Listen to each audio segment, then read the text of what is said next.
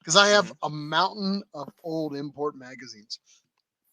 And from time to time, I like to filter through just what I want to keep and what's going on eBay, right? Okay. So, but it's weird. It's like a moment in time. You go through these Oh. magazines, and it's like, man, we were really trying to push pink carpet upholstery at one particular time.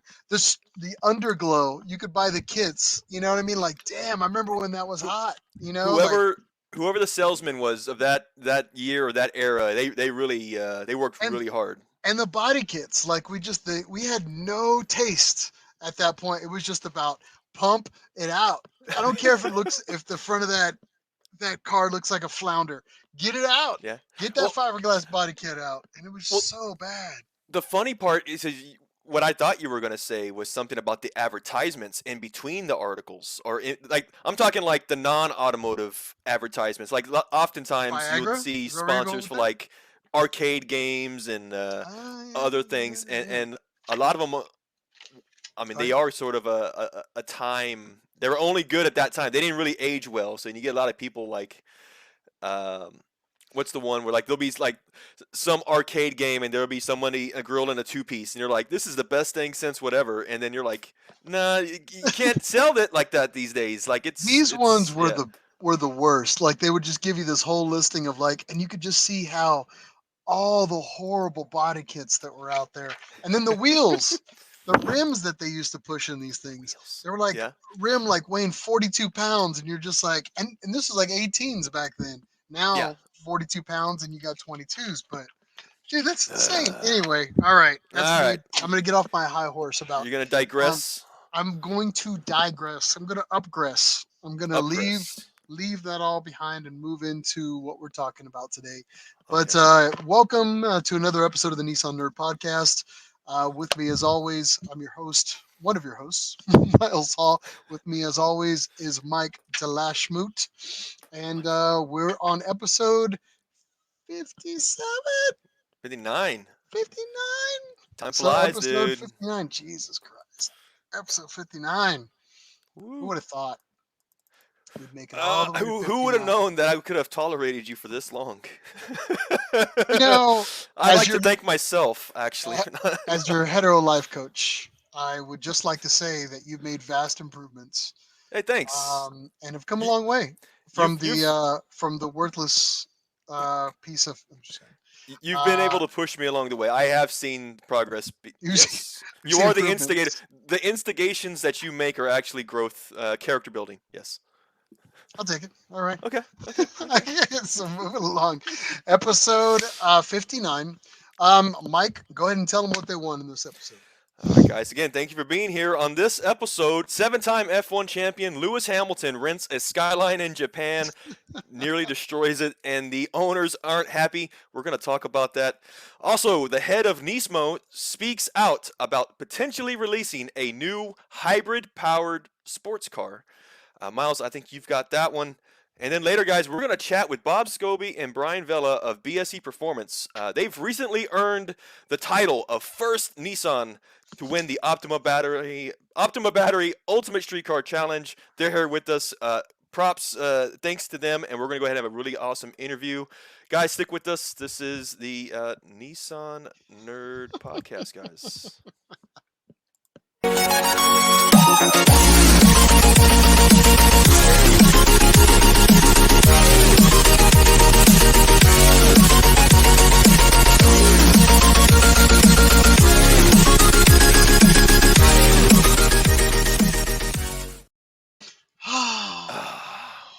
Man. Well, you know what's funny? If you ever see me reach for you see my hands on my ear right now. Yeah. That's where the volume control is. So if you'll notice, before every intro, every time we play that song, I turn the volume down just a little bit. For you? It's For me, fun. even for me, I'm deaf as it is, and I I just turn thought it you down. were like DJing. You're like just mixing some tracks. I was like, Yeah, he's yeah, really into it. It's like, all right, cool. yeah, yeah. I, But yeah, you're I just trying to save that little 10% of hearing that you got left. So Yeah, I think I need to admit defeat and say if there's anybody out there who knows how to do some audio engineering, very easy audio engineering, give us a shot, man. Maybe you can help all of us and the car enthusiast If you would like to society. be an unpaid intern on Nissan Nerd Podcast, please reach out to us Right? at.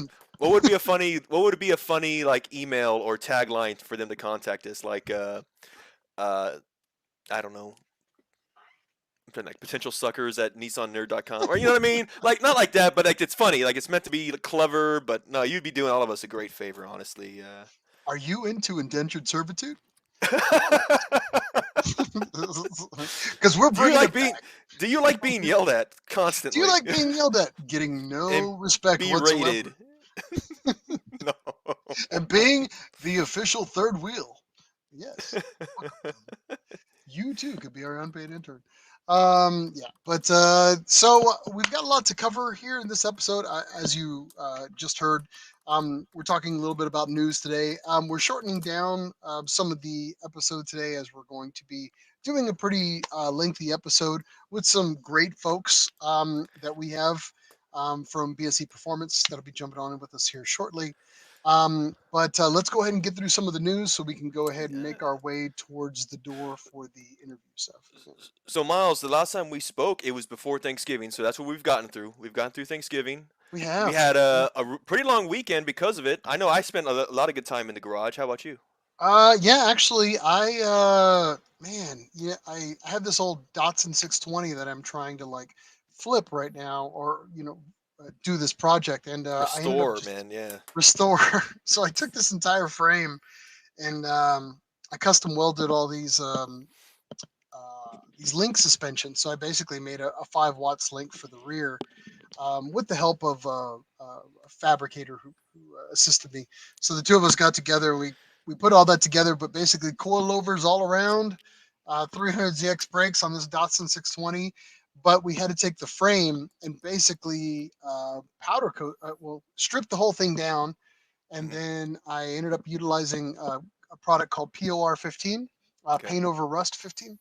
And so I had to basically apply all this for the first time. And yeah, I ended up causing a little more work for myself, but I got it done the way I wanted to. But ended up, man, grinding down welds and cleaning up original Datsun Nissan slag off I of. saw that. So you shared a few pictures online though, and but you meant first of all you were very meticulous. All the crevices, man. You had the media blaster. Yeah, Looks like you. I got a Yeah. little crazy with it, probably more than I should have. But yeah, the slag, believe it or not, on some of these on the original Datsun stuff is pretty horrific. So when you go back through and add another welded structure into this piece, and then you're also you're just contending with the slag that you caused, plus the original slag, welding slag that's in there. These spot welds. I mean, it's crazy. Yeah. I'll actually, if you want to give me the steering wheel, I'll show you some photos of what I was kind of messing with Sure. Sure. this Please do, last man. week. But Yeah. Yeah. if you So care, I mean, you're just doing this. What would you call it? Frame up restoration. So this thing is purely just a yeah. frame right now. So I got it in my head over a long Yeah, weekend of some of drinking these, eh? Yeah.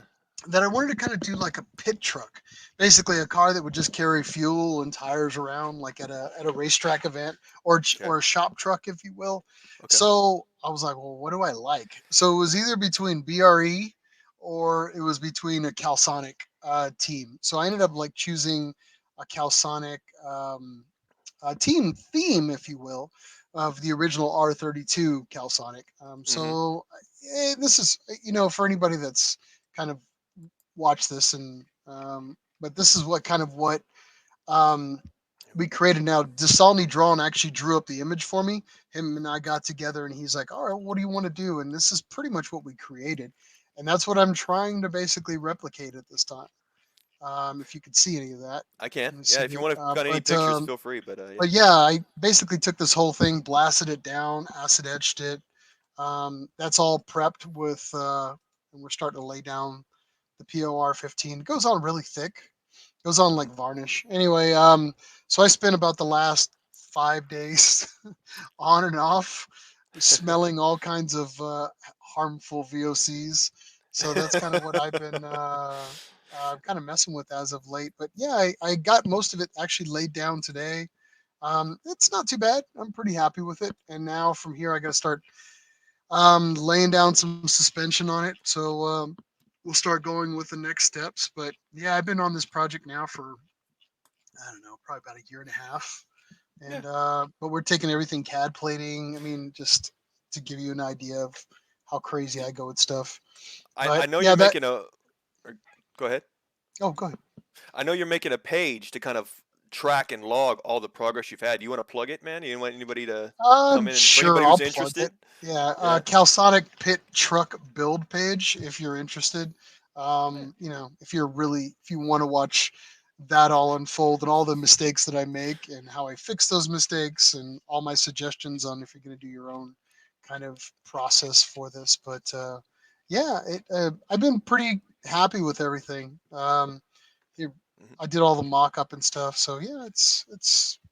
I mean, yeah, that's all I'm gonna Okay. say about that. Okay. But yeah, I've been it's just been an ongoing project in between all the millions of Z's that I'm always working on for everybody else. It's like a little project that I have for You myself. So do that a lot too. I know you volunteer your time for other causes I stretch besides your myself own. pretty damn Yeah. thin, Yeah. but I always have this idea of paying it forward.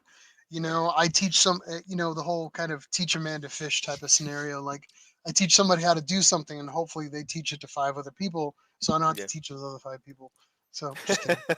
But at the end of the day, I'm always like to be learn a new skill set. Kudos to anybody that's kind of doing it on their own. I always recommend doing pages since nobody reads forums. I still am a huge advocate and supporter of forums. If you are still part of a forum, make sure that you're supporting those and donating information, constantly refreshing and keeping those things live. Good That's why I have cause. this Facebook page. So hopefully it might help somebody out in the future. So best of luck to them. Good point, man. You're right. Forums, at least for what you're doing, is I think it's a really good. What would you call it? A constellation. Like it has enough logging to where you can just focus it on a particular page and you can keep on going. So yeah. Yeah, I can try. Yeah. So I was able to do something similar as well during this last break here. Miles, you and I actually picked up a huge lot of Nissan 300ZX parts this last summer, and we know that my right hand drive Z32 300ZX has a engine, a spun to bearing.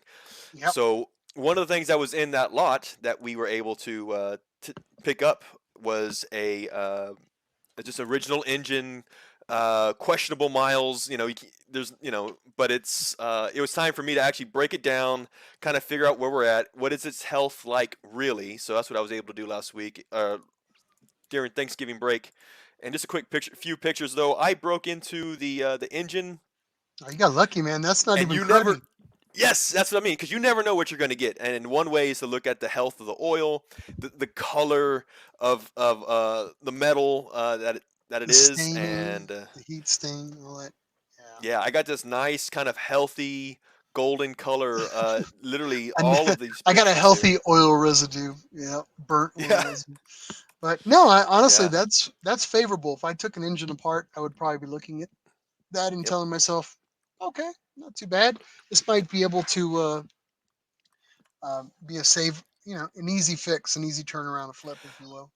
So So that's far cool. things, yeah, so far things are looking really good. This weekend actually is going to be my compression tests. I'm actually, you know, throwing a transmission, flywheel, and starter on this engine just for the fact that I can spin this thing, do a compression test with the engine outside of the car, and then if we have to, I'll go Old even school. deeper with a uh, leak down tool if I have to. But so far things are looking good, man. Wish me luck though. But that's my update anyway for this last Jonathan week. Wheeler says, I have a VHR with unknown miles for that Z32. It's from Texas. Maybe you know the origins. Yeah, it was mine. So, I've always liked the idea of doing an HR or VHR, but it's all about fitment. That engine's too tall, but it can be done with a sump kit. I've looked into it. If you get the right sump kit, that engine sat in my yeah, garage for what, 6 months on a pallet, and backstory: Jonathan Wheeler was actually racing at Coda, and ended up blowing up his engine while while we were at a super lap battle. and he just asked me, he's like, "Hey, do you know anybody with a VHR?" And I'm like, "I might know a guy." And we ended up You doing start this. doing this. I know a Oh, guy. It's just yeah, it's like like this. I know a guy, and Yeah. then I might know a guy who will help you with that whole thing. And so yeah, Yeah. that actually turned out to be a really great story that we covered. I don't know which episode that was. I was last February, so yeah, Last it's last been a while. February. Yeah, yeah, So yeah. yeah, we had a hell of a good track coda story experience on that. So yeah, that was a fun event. But yes, thank you, Mr. Wheeler. But no, we're gonna go ahead and Yeah, yeah, yeah, yeah, man. disdain from taking another VHR at this time. I'll let you know if I get any extras. I'll keep one in the chamber for you in case you come back through Texas and need another engine. So, but moving All along. right. So we've got news to kind of cover here tonight. But before we do that, let's do a little toast as we always do. Mike, go ahead. Yeah, for those of you with us, guys, of course, we kind of like to kick things off with a salute to those in the Nissan family whom we wish good health, and for those who we may have lost along the way, let's be reminded of them often. Guys, if you go with us, drink what you have. Let's do a kanpai. There you go. Poof. Clink. Goes down smooth. All right. Mm, feel good, man. Who's got the first story? Is that me or you? That's you. Oh, it's always me. Damn it. Okay. You're up. Let's do it, guys. Let's do it, guys. All right. Let me just go share my screen here. So the first, what we like to do in Nissan News, though, is this segment essentially where we like to share the latest articles from the internet regarding Nissan, Datsun, Infinity, from both the Nissan official newsrooms and at media outlets at large. So the one that I want to share with you guys this time around is going to be from thedrive.com, and I will share my screen on this. Let's go with it here. Lewis Hamilton hoons a rented R34 Skyline, and the owners aren't happy. I wonder why. And this is actually a really good article covered by multiple outlets. A lot of people claiming it broke the internet. Lewis Hamilton's Instagram had 1.7 million views of this video, which I'll share with you guys right now. Here you go. White Skyline R34. Well produced video, honestly. You see this guy, of course, we know 7-time F1 champion Lewis Hamilton. I think he knows what he's doing, and he's having some fun while he's at it. He's doing donuts in the GTR, or in the Skyline. You got smoke coming through the shift knob, man. It's ridiculous. I, I, I can't tell you, I mean, it's ridiculous. Look at this thing. You can tell So he's having fun. let's talk about this. They strap a bunch of cameras to it. They're obviously filming it. So what has been the outcome from Well, this video? Well, okay, let's go with it then. So, of course, this happened during the F1 uh, Japanese Grand Prix. Happened earlier this year. As a result, though, after this Instagram video was released, the rental company, which the car was actually coming from, was the Omoshiro rent-a-car agency just north of Tokyo. And they've come out of just essentially saying they denounced this video, stating that such driving is strictly prohibited and against rental policy. They actually said they didn't really want to talk too much more, pending a current legal matter, which means maybe there's some sort of civil suit that they plan on uh, charging Lewis or his associates with for making this video. But Can I just honestly, can I yeah, just say that people have done it with enterprise vehicles. They've done it with U-Haul trucks that you can rent for advertised 19.99 while in town. yeah. I myself have flipped a donut on the occasional little economy enterprise vehicle. Just kidding. I will never. Well, But I let me just say though, people have done worse with rental cars. I'm gonna say this, and I have some evidence to share with you in just a minute though. I've seen guys, like you said, you mentioned U-Haul specials. I've seen guys rent a U-Haul and swap out the engine with their personal Chevy or Ford, whatever model it is. Ooh, Or they'll nice. even upgrade. They'll take their V6 and throw it into whatever V8 model they received That's from the doing, U-Haul. man. That's Because it that's another level. All right, good because I've job. done the research. It's the same That's oil crazy. filter and the same oil, air and oil filters. I've So seen in terms of their I've seen maintenance, people swap out seats, leather for non-leather, if you will, yeah, and yeah, I've seen that before with rental vehicles. Because yeah, being in insurance world, we've seen the occasional claim come through for that kind of yeah. stuff. But Now I gotta say something though. Here's my take on it: is that no matter what the charges are, odds are seven-time world champion, uh, he can afford it. I'm just saying, Lewis Hamilton can afford whatever. I would say offered to buy the damn thing, even at that. If not, at least sign the dash because whatever they can sell that car for now, because this is now a subject of a media frenzy. Like they could turn around, flip that car, and all would be forgiven. I imagine. well, Um, let's call it what it is. Now, let's say for instance you're, I don't know, you're the owner of said rental car company. This is a specialized rental. It's not like Enterprise or United or anything like that, right? We're talking about something that's very specialized. So you have this business. You're excited to have somebody as premier of a star to kind of come in and drive your cars. Then next thing you know, they're doing all this hoonigan, hooniganism type of driving yeah, with your vehicles. So I mean, there's a couple things I can see it from a lot of different perspectives. Like you're setting an expectation of, other people can come and just do this with your vehicles and cause damage, and not respect, the rental contract, if you will, yeah, or but then at the same time, people, I guess they're renting this for an experience of driving that vehicle. It's not like you're yeah, driving historic vehicles where you just want to be in the atmosphere of it. I yeah, mean, it's a powerful vehicle. They're looking for that experience. So, yeah, how much is good enough to get yeah, that experience of it, especially in Japan where the speed limits are strongly enforced, even mhm, though movies and things like that will tell us differently. yeah. The reality is it's a very speed controlled um, environment, So, What I do want to say though too is that I think that the smoking shift knob that's a maintenance issue. I would imagine that could have happened to anybody. That was already messed up. No, no. But okay. I mean, I do get it, and this is why we do say Skyline because it's not for sure whether it's a GTR. At least from the articles I can see too. Most drifting is considered rear-wheel drive. Also, I was looking at the dash. The speedometer dash was typically GTRs have a different trim, a more special edition sometimes. Yeah. Um, Some also, of our GTR folks kind of yeah, comment in on it and what they noticed and what they found from the article. But yeah, I think and you're right. I thought secondly, it was a rear wheel drive only myself. lastly, I will say though, I was trying to figure out how fast do you think he was going really, and this is where I nerd out for you, Miles. Check this out. I Uh-huh. took a screenshot of what Lewis Hamilton's driving, and you hear the engine noise, and you're thinking, oh, that's pretty fast. So I'm looking at the dash. You can see the screen, the where I zoomed in, Hmm. and I see 1, 2, 3, 4, 5, 6, 7, 8. There's 10 major tick marks on the dash, which I deduced comes from this speedometer, which is about 100 miles an hour. He's doing about 100, 120. Now, although that is fast, it's not F1 driver, fast. I think, I've seen, Maybe they even put limiters on it. yeah. We don't know that. Maybe they put a limiter, like a speed, a top speed limiter on it, or Mhm. all that can be done.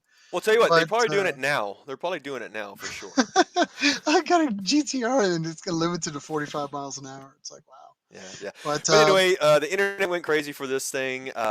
Tons of media outlets. Honestly, to me, it was cool. When it comes to F1, Lewis Hamilton's one of my favorite, not the favorite, but I think a well, really let's honest call and it what it is. I mean, regardless of where your camp is, either it's on the Hamilton side or it's opposite of anywhere. that. Yeah, yeah, Anywhere else. Because a lot of people play a lot of different favorites. I will say this though. I mean, he's an accomplished driver, obviously. yeah. So he definitely had fun. Internet It is was a going wet wild surface about it too, right now. man. But It's like, we'll let you know what kind of as it continues to unroll, because unravel, if you will, because this is still a fairly new piece of news Right. that's come out. Kind of legal We'll action, try you to think? we'll Yeah. try to let you know what the legal aspect of it is, because everybody's kind of curious about what's going to happen with that. I'm pretty sure it'll be resolved privately in a matter, but we'll see if we can get you anything beyond that or dig a little bit more. I did want to go to some of the comments here. Yes. Let's see here. Kevin Stefan said, "Great. Now the prices are going to go up even more." Maybe, maybe. People are already stocking these things in warehouses in Japan, just waiting to get these things on a ship Yeah. as soon as the 25-year rule is passed, Oh, honestly. those, yeah, they're waiting to party Oh with yeah, them. these are coming in 2024, Well, I I mean, the think. drift tax on the 32s is up there, so 33s as well. So, Yep. Brad McDonald, Lewis Hamilton, no respect, two thumbs down. All Nah, right, I can eh, see that. it's I understand it. Yeah. Yeah. And the reality is, He'll pay. in the calm down, in the Japanese society though, that would be extremely disrespectful. I would think, Yeah. to break And a faithful contract like that. well, then it's also a 24-year-old car. How often what are there are very few places that will offer you a rental car aside from Turo, which you're going to pay a premium as it is, but an actual rental car agency that will let you rent a 24-year-old car.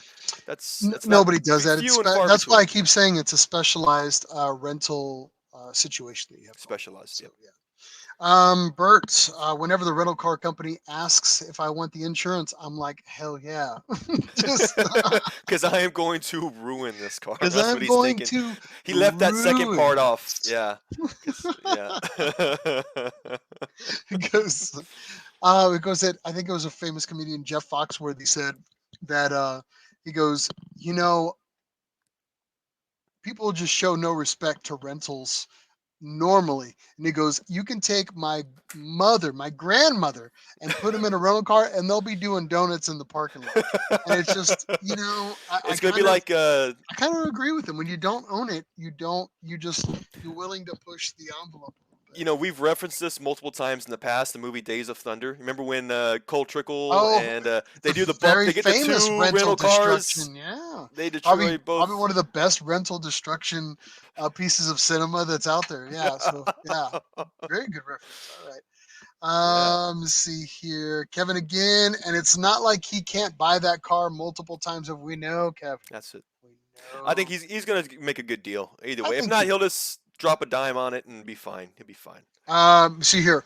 Paulo actually chimed in. He goes, an F2 driver just lost his super license for a Yes, video doing 175 mile an hour. We were I actually going to cover that. I It saw just didn't that. have enough Nissan content for us to talk about it. Well, here's the funny part. I was comparing this GTR Lewis Hamilton story with that story as well, and I realized that the difference between the two drivers is leverage.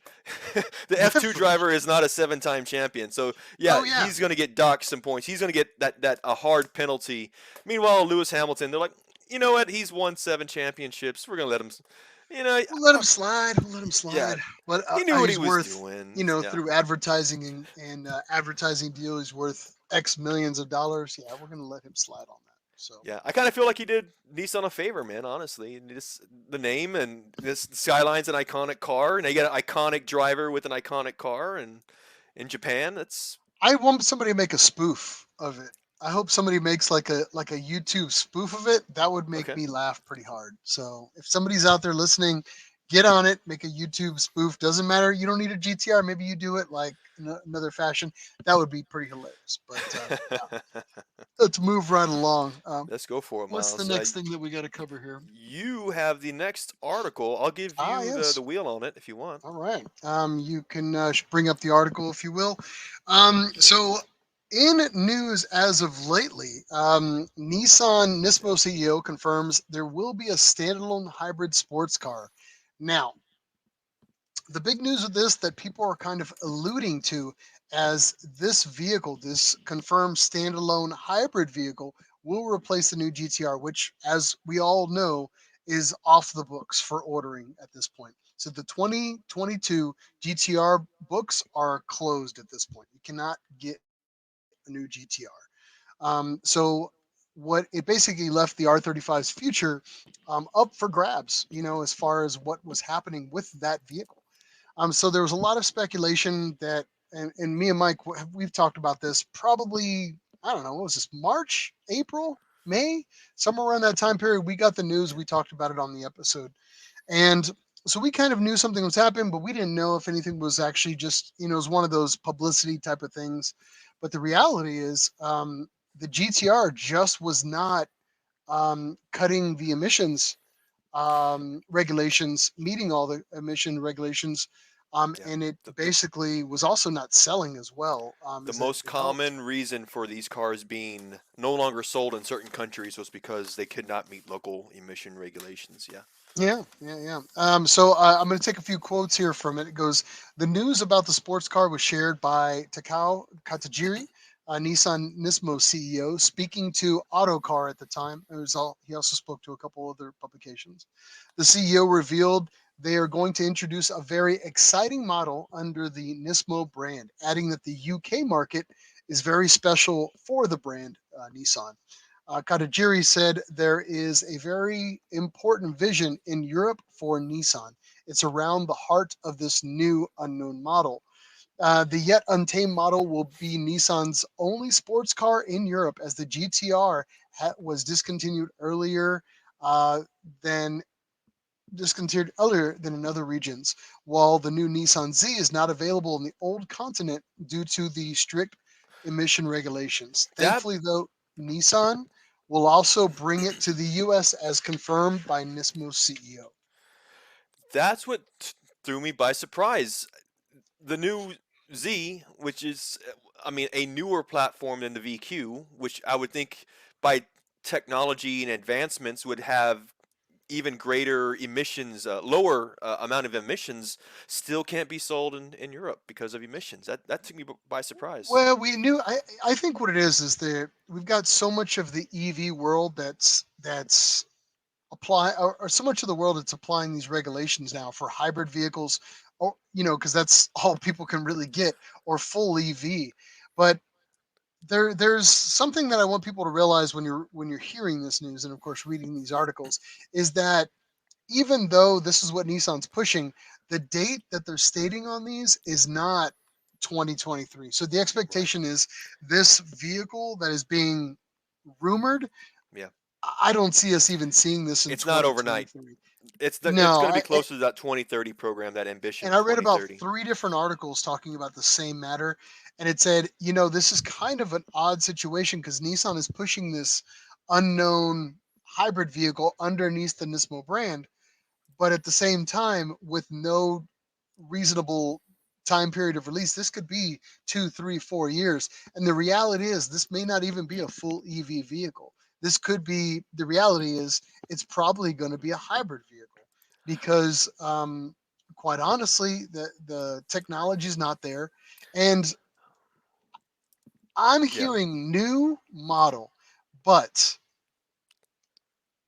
I would really be disappointed, and I'm nothing against this model, but like if we had a Nismo Araya or a Nismo, EVZ, or a Mm. hybrid Z, I would I would feel like I kind of got what's that when what do they call it, fish hooking, catfished. Catfished. I would feel like I got catfished in that situation. And I kind of feel like that may be a situation. I mean, not saying anything bad against Nissan, but from time to time, maybe they had intentions to do something and then they just released something different. I did want to go ahead and give this piece of it. Before a fully electric sports car arrives, Nissan will launch more mainstream EVs, expanding its range next to the Leaf and the Yeah. Araya. Among them will be the next generation of the Nissan Micra, set to adopt a crossover super mini body style, sharing the CMF BEV architecture with Yeah. the upcoming Renault 5. What I took from that, I think one of the words they missed was these are all, you're talking about this advancement of other EVs. They're all commuter cars. They're not performance cars. So in terms of the demands that you're putting on that battery or that motor, and still expecting the same amount of range from the same charge, that's where I think they're trying to build up the coffers. They're trying to get this commuter car. nailed in and perfected Well, before they really start investing heavily on the high performance, long range vehicle. You and know, I would agree with you. And the other thing that kind of gets me upset is I hate watering down the Nismo brand because me too. it's been done once or twice in the history of Nismo. You know, where you'll buy a Nismo vehicle thinking that it's going to be really done over, but it was just watered down with the decals and the aesthetics. But the reality is there was really no additional performance that was put into that, or additional thought process that was put into that model. That happened all along the late 2000s. You know, that happened with the Uh, Sentras and some of the I remember Frontiers, and, those. and I only say that because I was a huge fan of those Nismo models that came out at the time. And the reality is, you just weren't getting Well, you what you would the know. what the You own Nismo. one. Yeah. There you go. But the reality is, and now all the Nismo stuff that's coming out is extremely well thought out and well put out. The Nismo 350Z, starting from there on, is really Mhm. where, in my opinion, where you had performance, track additions, Nismo models, aerodynamics that matter. You know, the GTR Nismo, hell of a beautiful car, and you just got so much um, uh, for buying the brand. So Yeah. I hope that they're doing that with that in mind. I hope when you're buying a Nismo model, you're buying an actual performance model Yeah. and not necessarily just buying the aesthetics, or if you will, for it. So Yeah. we'll see. Again, this could be happening. Hmm.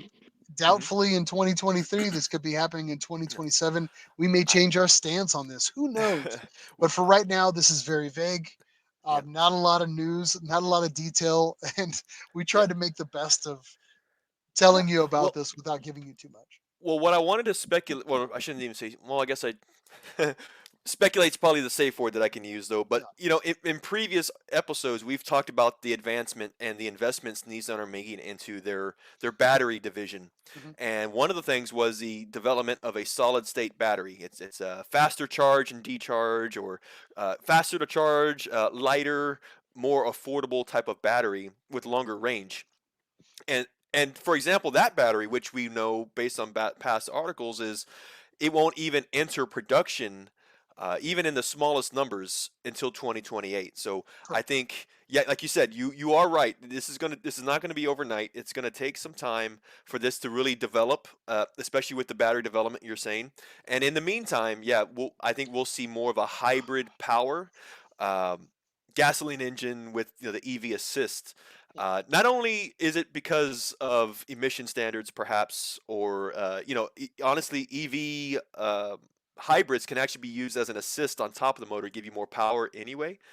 Depends on how you use it, but I mean, there's so many of uh, this stuff. There's recovery systems, that was technology that was tried yeah, before, and it's a possibility for the future if it's been perfected. But the other thing too, the reality is the EV models and these hybrids are yeah, going to be the future of what's going to be launched out, if anything, for the flagships and potentially making its way to the Nismo brand. That's an inevitability. When that's going to happen, it's hard to say. yeah, One thing I did want to say is I did want to read this last piece. While Nismo wasn't specific in terms of the underpinning, it is believed that the sports car will use a hybrid powertrain. Kadajiri spoke about a yeah, combination of hybrid and EV launches for the future, which I yes. believe. However, high ranked Nissan officials previously said that the performance focused EVs should use solid state battery technology, That's exactly, which is exactly. still years away from production. A pure Years. ICE powertrain simply would comply with Europe's emissions regulations, which are higher of standard than most other Yeah. continents. And So a hybrid sports car is the only viable option for the near future, paving the way for yeah, EV only proposals later on. I agree to that. Amen. So I mean, so it seems again, to be. not only would you be catfished with the option of future options, I felt like this article was a bit of a catfish too as well. I felt like they weren't giving you too much. I feel like it's just one big fat question mark. And here we've talked about it for 20 minutes. So either I wasted your time or I just gave you food for thought. So Nah, we just gave you something you can talk about at a like a mixer, you're meeting strangers, and all of a sudden you start talking about nerding out on Nissans, and they're like, "You want to get out of here? This is Yeah. like, can we just? Does anybody want to change seats? Just like this." Can I get away from this guy? Yeah, can we Anybody? get away with this guy? Yeah. Yep, anybody. So, but Yeah. yeah, and we'll go from there. Comments. Harold. Nissan Leaf Nismo. Woohoo! Yeah, I could see that. The Leaf. I would say that the racing version of the Leaf that just came out is pretty damn impressive. And So, we're seeing, I think Bertomatic also mentioned it too, as far as, when it comes to competition, Toyota has the GR Corolla, which is dude, it's a just bad boy. small It is a shell. bad boy. Yeah. I will say And that. honestly, again, and I just say this as an automotive fan in general, the Toyota Prius has had a total revamp, offering more power, all-wheel drive, and what looks to be very small sedan, potentially a coupe silhouette or shape. So it Okay. could be competitive, and we need something to compete against that, especially the EV. So the Leaf, if they can hot rod a Leaf, I think they Hot can rod do it as well. And Bertomatic also talks about the Nissan March as well. Yeah. Well, Oh yeah. there we go. We talked about the future. I'm sure we're gonna have lots more Nissan Nerd podcasts to talk about and swoon over that Yeah. back alley chats. But yeah, that's everything that we got for right now. In the meantime, can we talk about something more power related? Power Yeah, related? I'm just joking. Go ahead. What do you Oh yeah. got? Well, tell you Combustion. what.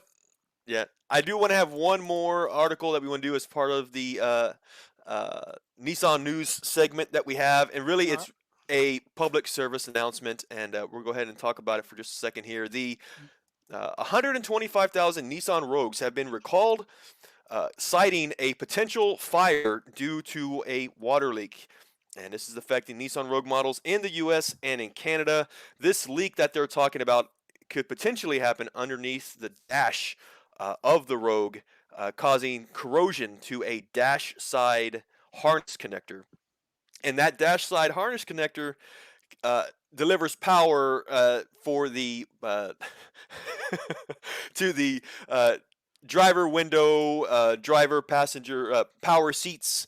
It can cause these things to stop operating. It can actually cause a all-wheel drive warning light, and then also, not to mention, the thermal damage to the connector that would cause the fire. So So, the seats catch on fire, not the seats, but the like connector. the It's crotch area. the uh, I'm trying to think about. The warmer. They have seat warmers. Yeah, yeah, yeah. But that's always the one I turn on whenever I go pick up a pizza. I use the passenger side seat warmer. Just it does nothing. I know it does nothing, but I'm like So makes me feel good inside. you put the passenger side heater on, and then you put your pizza on top of that Why to keep wouldn't the you? pizza warm. Yes, it doesn't help. It doesn't hurt. I'm just saying. I actually put a seatbelt on the pizza because that's how much I care about it. Because I'm really hungry and Internal fat kid is applauding you right now. All right, moving yeah. No. on. Yeah, I it should was a mention one last thing. It oh, was the one more thing too. This please. is There was a previous recall on the Rogues. This was affecting the 2014 to 2016 Rogues. This recent recall is for the 2017. So what Nissan has essentially done is expanded the range of the Rogue models that could potentially have this issue. So if you are a Rogue owner between 2014 and 2017, dealers are being informed now. There is an inspection process and then also a replacement process for that connector we were talking about in case it is Go get your plugs checked out, people. Go get the plugs checked out. I'm here to check out your Miles plugs. Miles said it. Yeah, that in summary, yes, get your plugs checked. Yeah. Go get your plugs checked. I'm here to get my plugs checked. It sounds like a bad adult video. All right, but Ah. moving along. Um, Now, what else do we have to cover? Well, no, that covers our Nissan news segment. Now we've got motorsports, and Yeah. motorsports is our next segment here. Miles, I guess I got the first one as well. Let me go ahead and jump on. Calm down. I guess I'm carrying this whole show today. All right. I guess you just sit there and look pretty, Miles. Don't worry about it. I'm gonna go ahead and talk for you. All right. All right. Let's see what you got. All right. the first thing we want to talk about here as part of our motorsports update, we talk about Formula E a lot, and this is no exception. There is no racing that has occurred at this point. However, there has been some news, and I'll share it here. Nissan has debuted its new livery of its Formula E cars for Season 9. And you can see the picture here. What they call this a Japanese inspired cherry blossom pattern that represents new beginnings for the Gen 3 car, as well as the team, which will race under Hmm. the Nissan name for the very first time. So Nissan hasn't been involved in Formula E for 5 years now. However, we've mentioned in the past it was the Nissan sponsored EDAMS team. EDAMS is just was a racing team. Since then, over the last, let's say, 3 to 4 months, Nissan has taken over full ownership of the team, and that's where you get this new season in 2023 will be Nissan's Formula E team. So the symbolism behind the livery is to reflect that, as well as the Gen 3 car, which I think we need to be very, very excited about because this new generation Formula E car is 25% faster, it's lighter, it's all-wheel drive now, and oftentimes you're going to be racing on the same tracks as you were these last 8 years. Honestly, I'm seeing a car that is outgrowing the tracks which they've been using. So this year is going to be, I think, uh, an exciting year. I think it's going to highlight a lot of improvements that Formula E will have to make to accommodate these cars' performance. So I think it's going to be a really, really good mixture to watch. So for those of you that are even remotely interested in Formula E, this season is going to be probably one of the most exciting seasons that we've had in a very long time. Keep in Nissan's in mind it. also the Yeah. changes have occurred too as well. That they're no longer doing the fan boost. If you're familiar with that, if you're not Hmm. familiar with it, I'm not going to waste time talking about it because we weren't the hugest fans of it of the boost. But the other thing too is they're getting rid of the Super Mario like rumble strip star boost that you could drive over. And yeah, I'm making fun of it, but the reality is there was a strip you could drive over, and it would allow you to excrete additional power from your vehicle. The reality is now that those boosts are going to be given during the pitting process, so it is going to make for a little more like a racing chess match, like you would see something similar for Formula 2 and 1. So yeah, You are right, though. Yes, they are getting rid of fan boost and the idea of having a charged pit stop. So now you start introducing different strategies. It is a transition. They're trickling in this concept this next year, and if it is successful, I would imagine 2024, even further along, we'll probably might see a full implementation and of not to mention the this. drivers are changing a little bit this year too as well. So Both we'll of them. keep you up. Yeah. Yeah, both of them. Yeah, they're cleaning house. So it was kind of crazy. So it's going to be a completely new year. We'll see if Nissan sticks with it and is competitive and does a great time, or if they're going to do the whole lose for 2 seasons and take the ball and go home, I, which has happened in the past. So I hope they stick with it because they really have been making a benchmark in this series. I feel like Nissan's one of the big um, manufacturers oh yeah. that has done a lot to improve Formula E, and I think it would be And might I add, you're absolutely right. Nissan is actually powering the McLaren team for yeah. 2023. So not only are you having a Nissan team with two cars, now you have two McLaren cars powered by Nissan. So I think, of course, if both teams can have a podium finish near the end of this season, it's really going to say a lot about Nissan's investment paying I off. think so. I mean, I think it's the series that hasn't taken off. I think Nissan's investment in this and Nissan's the payoff has kind of been there. I would think that they would should have had a little more success, but at the same time, with everything that's coming with all these changes, maybe this is the opportunity that Nissan needs to start laying down some championship, some goals towards the championship. We'll see. We'll let you know as we Yeah. kind of move forward. So I do want to have one thing to mention too about this new livery. It's been stated online as well. Is Ferrari. this kind of looks like a Ferrari style livery because you, Ferrari's red, obviously. Ferrari, one of Ferrari's sponsors, which you've seen on their livery on their cars for a long time, is Shell. Shell. Sh- First of I all, kind of said the same thing too when I saw it. I was just like, this looks exactly like Ferrari colors, but that's what got me too. And I was like, well, Shell's typically, oil and gas. What are they doing on an e-car? That seems really confusing. And what they did mention it just briefly here in this article, though. What Shell is doing is that they are supporting development of specialized e-fluids designed to optimize the efficiency of EVs, as well as expanding EV charging networks, worldwide, essentially. So Shell, just a side note, Shell is recognizing there is a change, and maybe they're getting out of. I'm not saying they're getting out of gas right now, but they are recognizing that there is a future, and please, they please are don't investing take in it. that statement lightly, because Shell is still putting out gas. All Th- right, so Having said that, we, go we fill know up how tonight. oil and gas can be fairly. I need to fill up tonight. I come back with a black eye, and I love Shell. Like I get beat up because they Just heard I a said something. Oh bunch of yeah, they're here thugs to stay, outside your guys.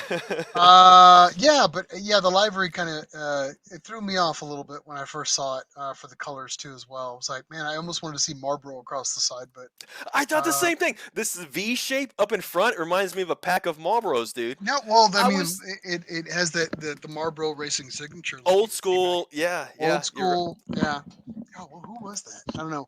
If anybody remembers who was the famous was it racer? I want to was it say it wasn't him. McLaren? Was it McLaren had a You Marlboro? know what? You might be right. I don't know. Oh my God, we look such That's losers right now for that's having for names. our podcast on Saturday, the F1 Nerd Podcast, and The we'll have F1 to Nerd Podcast, which continue. we also have nothing but bad information about. So good job. Bad information always. But yeah, that's all I have really for that's all you have for motorsports. For Yep. Super GT right now, obviously we just finished with an amazing season where the Calsonic team came out on top. We talked about that in great length on the last episode. So if you want to hear anything about Super GT, go back and listen to the last episode because we talked about it in great length. This episode, I'm not going to talk about it in great length. All I'm going to tell you is that the new season will be coming out here in 2023. The event schedule was released, and Yeah. you are going to hold me to it. But I want to say the 2023 lineup was set for March. I'll give you the dates at a later time when we get closer to the event. That's Okay. all I got for now.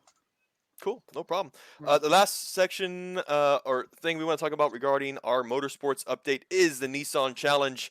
That is you might call it a grassroots racing series out of California. Multiple classes of racing happening, all of which are Nissan models, Nissan Infiniti, Datsun models, and we are just kind of getting into this catching wind of what this series is all about. Honestly, we talked about it in depth our last episode, episode 58. So if you are curious about some grassroots racing, Nissan racing in California, Southern California, check out our last episode. It'll tell you more about it. But as far as for this week, nothing new to report except that the fact that the next round and final round will occur this weekend. December 11th at Willow Springs International Raceway is where you'll find the Nissan Challenge final round. And next episode, we will go ahead and give you an update on what that was about. And they will be doing that event rain or shine. So definitely, if you are in the neck of the Yeah. woods, highly recommend attending it. Highly recommend supporting it because again, this is a Nissan-based event.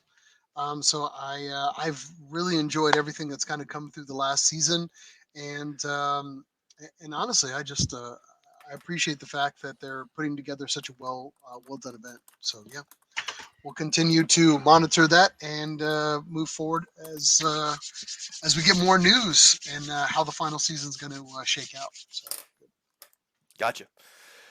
I'm excited though. I think we'll definitely have more for motorsports and specifically that league coming up next year, which not too yeah, far along from now. So yeah, not yes, too yes, far. yes, yes.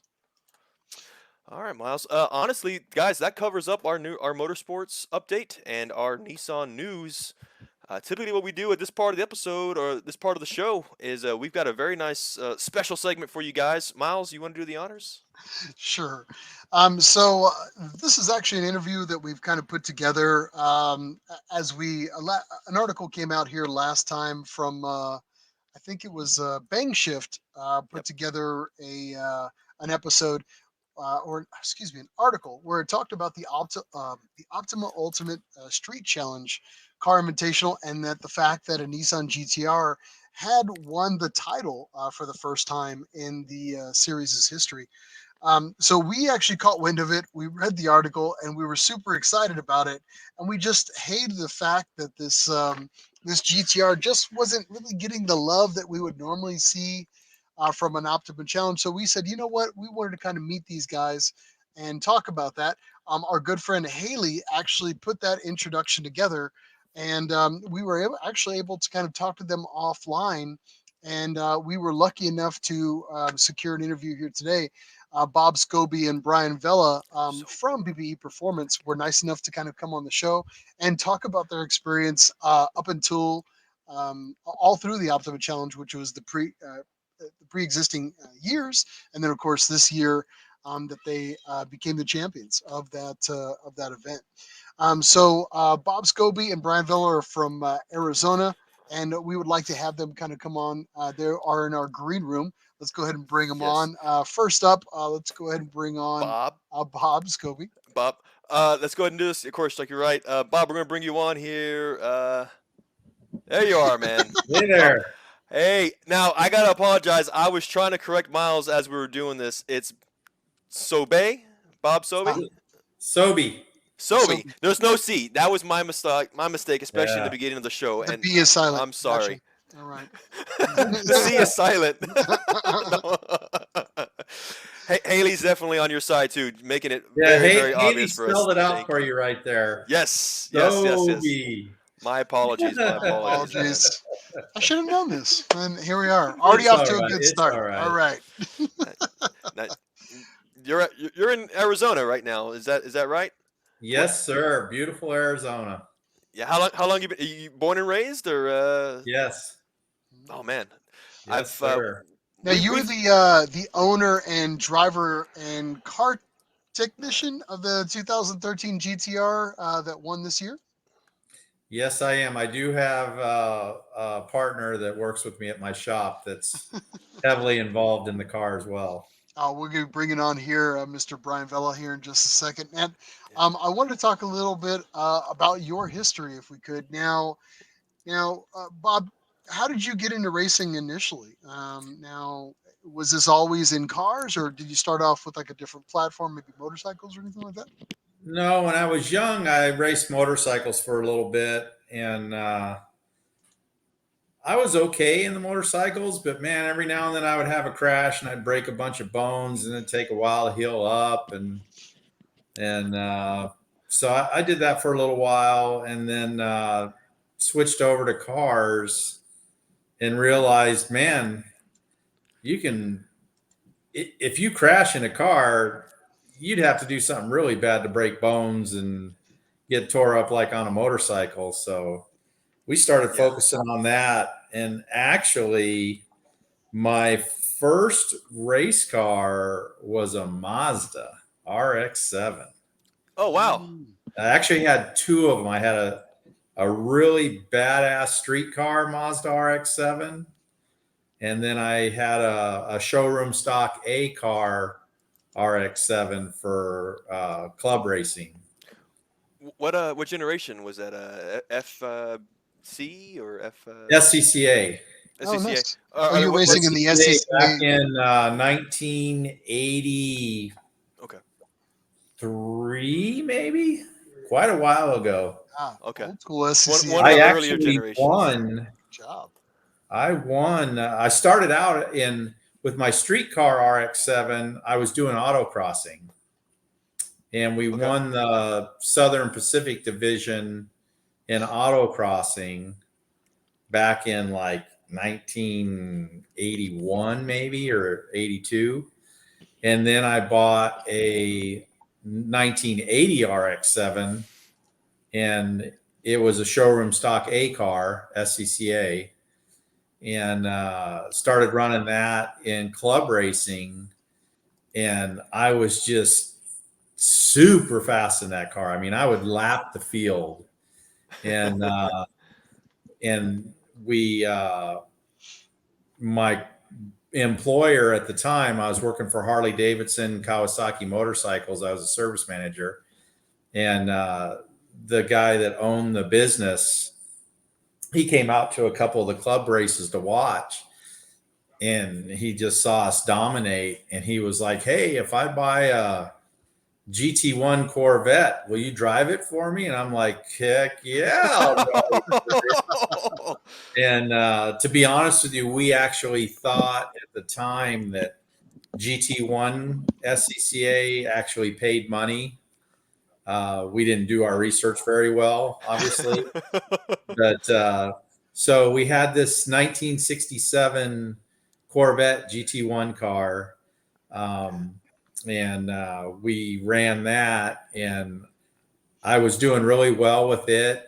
And he realized that after a few races that there is no money in that.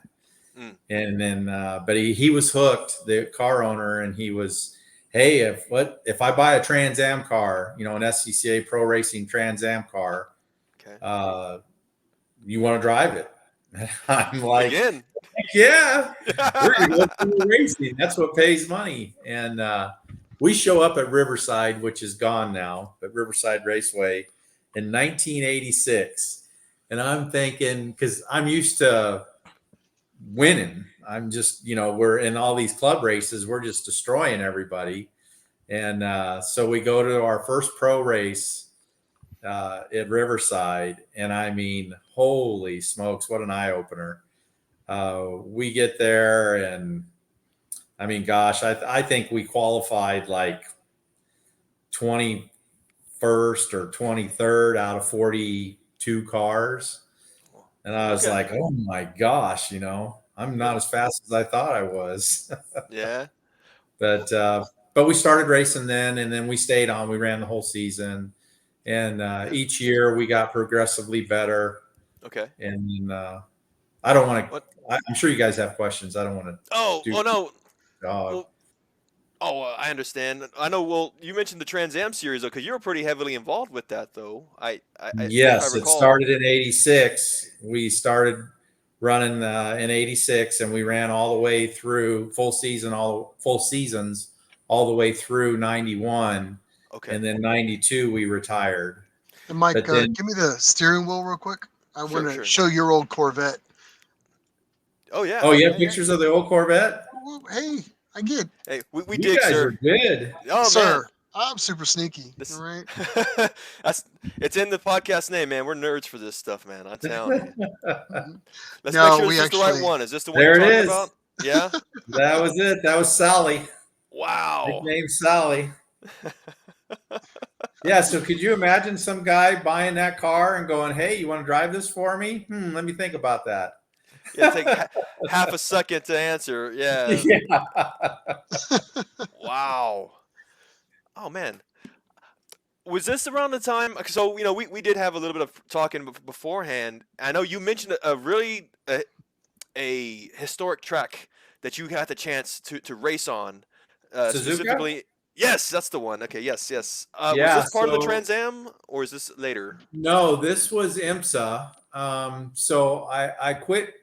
I quit racing SCCA in '92, and I went to work for SCCA in '92. I did that for a year, and then in '93 I went to work for a friend of ours, Les Lindley. He used to run Trans Am with us as a competitor. That's where we got to know him. And in '93 he was racing IMSA GTO class, which is very similar to Trans Am class. Okay. And he hired me on to work on the car, set up the car, test drive the car, before the race, make sure it's all dialed in. Well, he ended up winning GTO class in IMSA for 93. So he got invited to Suzuka, Japan to compete against the Skylines. Oh, wow. And it was a 500-kilometer race, so he needed a co-driver. And I went with him to Japan, and I actually put the car on the pole, and he started the race on the pole, ran probably fourth of the race, came in. I think he was probably in like third place at the time. I got in the car, got back in the lead, ran my stint, and came Mike, in. give me that steering wheel. Sure. Go ahead. Go Go ahead. Bob. Keep with the story. I'm sorry. Ran that stint, and then he got back in the car and ran another stint, and I think he fell back to maybe fourth during his stint, and then I was in for the last stint, which ended at night, and I ended up getting back in the lead, and with about 2 laps to go. Well, that's my SCCA Trans Am car. Okay. That's not what we won the Suzuka race with, but that was a very badass car.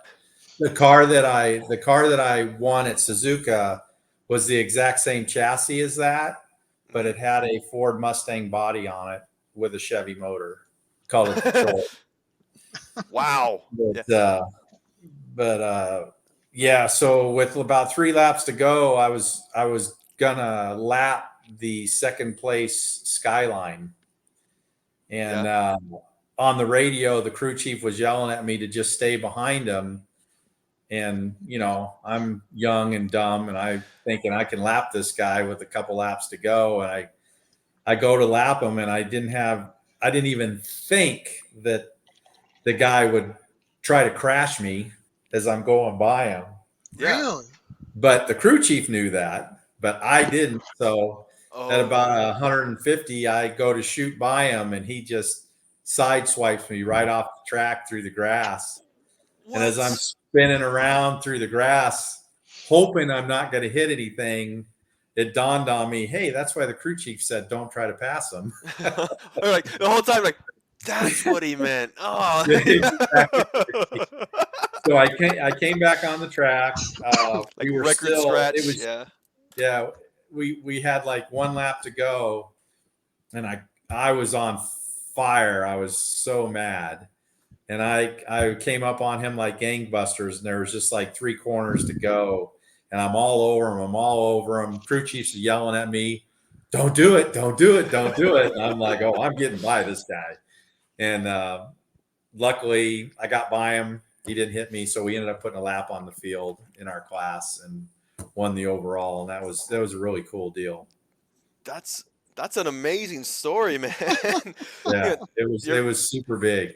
It was the golden era of Japanese racing, I would say, and you're at one of the most historic tracks in Japan. Super fast track. I mean, now if I had to go there, I would be pretty daggone nervous to try to go fast around that track, because it's a very fast track. And every time I'd go down the straight, I mean, I was running like 201 down the straightaway, and then you just dive into turn 1 at about a 175, maybe 180, and it's just like, I'd tell everybody, you just take a breath and you throw your balls out the window and you turn, and that's just every lap, that's just kind of how you felt going through there. But it was good times.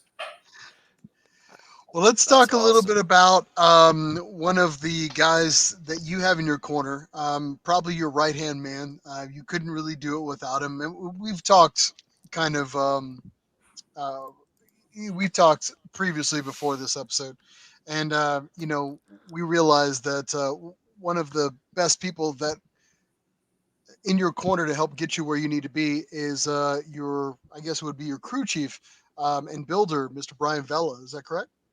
Absolutely. Let's go ahead and bring on Brian with us. All right, man. All right, let's do it here. Mr. Brian Vella, you there, buddy? Yes, sir. How you guys doing? Bam, there he is. Doing well, buddy, man. Thank you for being with us Now, as well. like I've said before, Brian is your right hand. And why is he your right hand? You guys have been friends since you were youths, so for 15. many, many Uh, years. Over He is- 45 years now. 45 years you've trusted everything that man has put you into. Oh So yeah. you trust your life with him all the Yep. time. Whenever he says, "Don't ask, just trust me," like, Yeah, just trust me. okay, yeah. All right, so I'm going to ask, you guys have obviously developed a good friendship via trust and everything else, but how did it all begin? How did you guys meet? Go ahead, Brian. Now that's your story, not mine. It involves you. So you want? Go ahead, Brian. Oh, go ahead. You got the story. No, you first. No, you first. Who's you? Me or Brian? It's going to be Bob. Go Yeah, it's ahead, gonna be Bob. because Bob will spill So- the beans. So I met Brian when I was 15. I went over to my buddy's house. I was dating his my friend's sister, and he was like, "Hey, you got to meet this guy Brian. He's a pretty cool guy."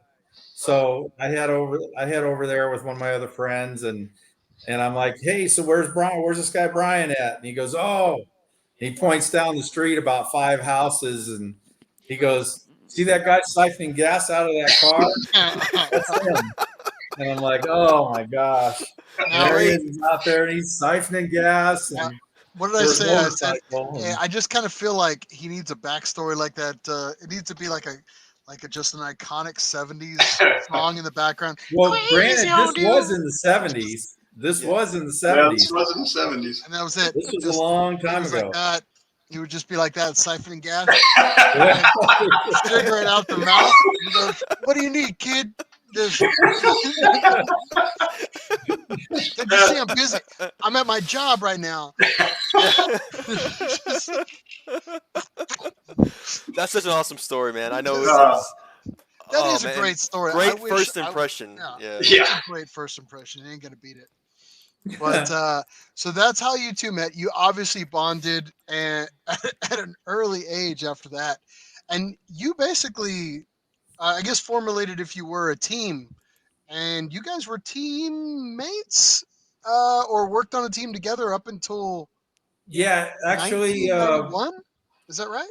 yeah, Brian worked at the motorcycle shop with us, and that's where we started working on like the club racing cars, Oh wow. Okay. and then when we went professional racing in '86, Brian was full time on that all the way to '92, and then in '92 he can pick up this and tell him when our team shut down in '92, he went to the Archer Brothers.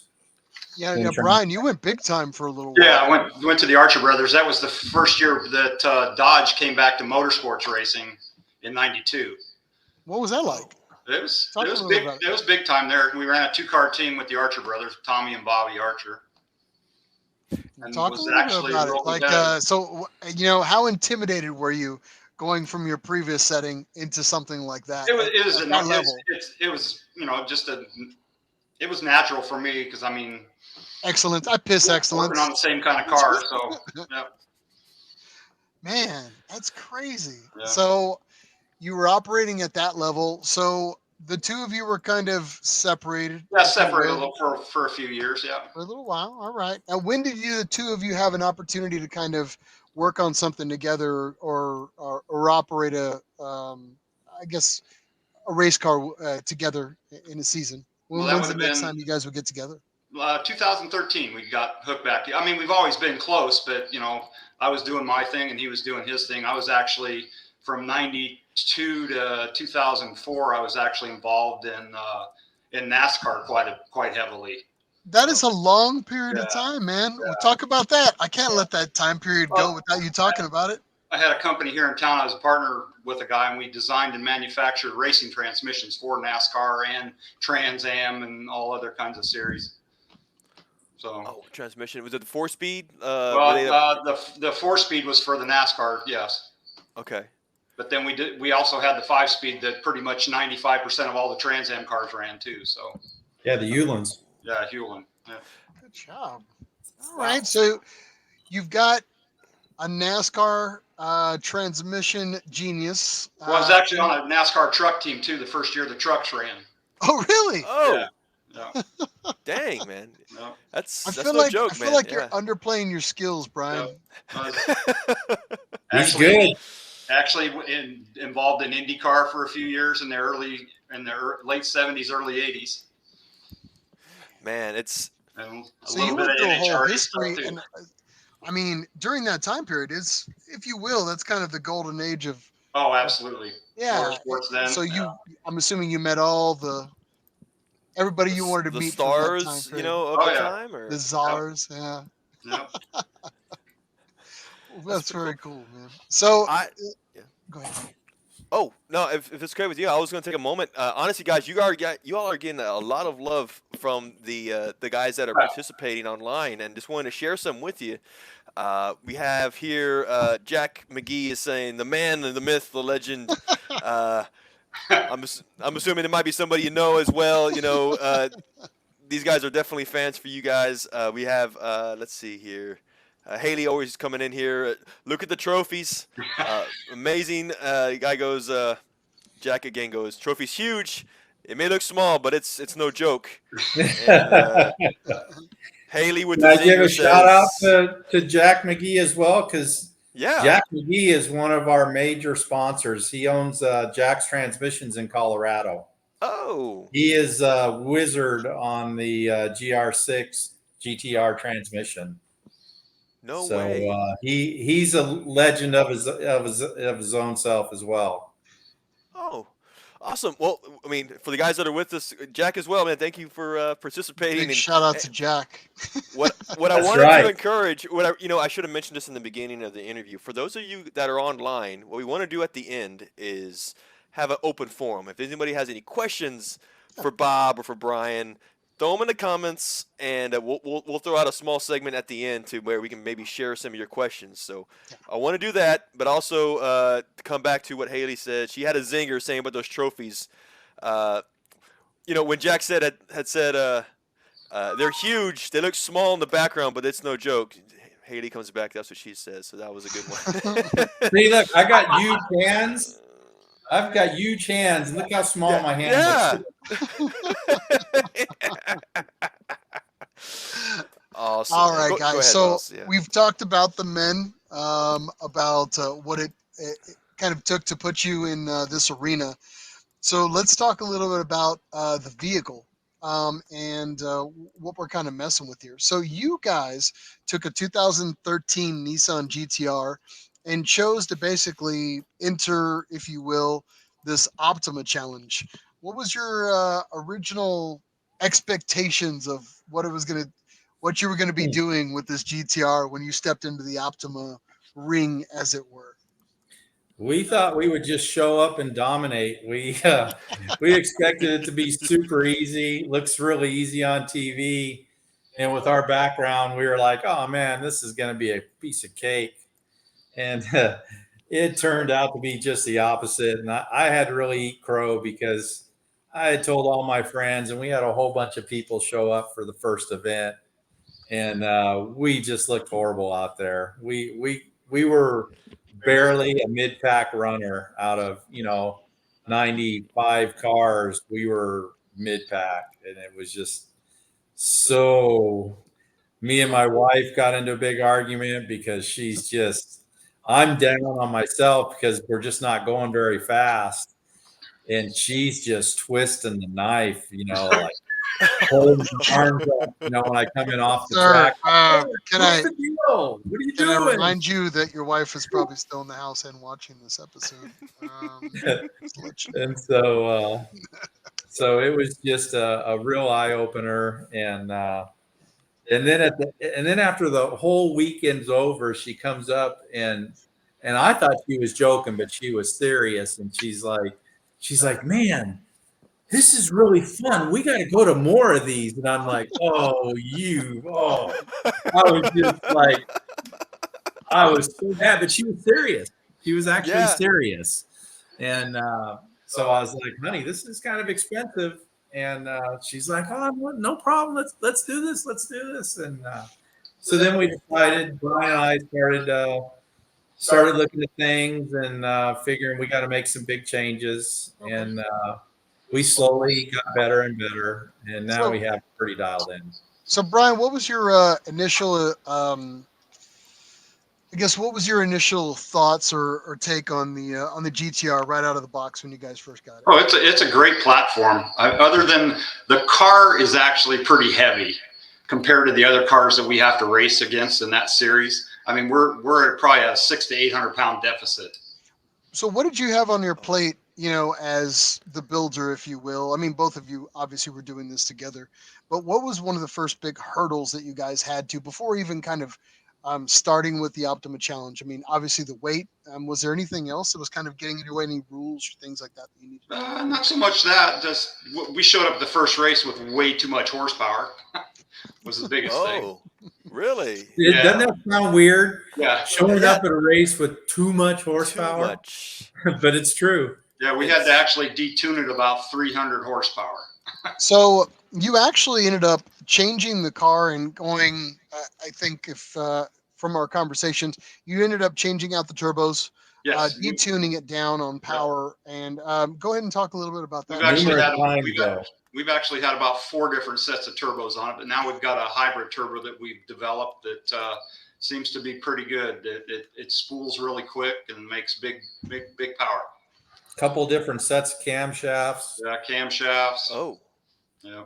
Okay. Are they custom were they made custom for your application, or did you? No, brand? anybody could order them. They weren't a custom grind. They were just like Tommy and GSC cams. Okay. But yeah, it just so took at us this point, that combo. I guess at that point, when you were kind of getting it dialed in, this is over a series of years, and we'll talk about that a little later. But I mean, right now the car is putting out what 850? About 850 at the wheels. Okay. And then you're putting out about a bar of PSI at what, 3K?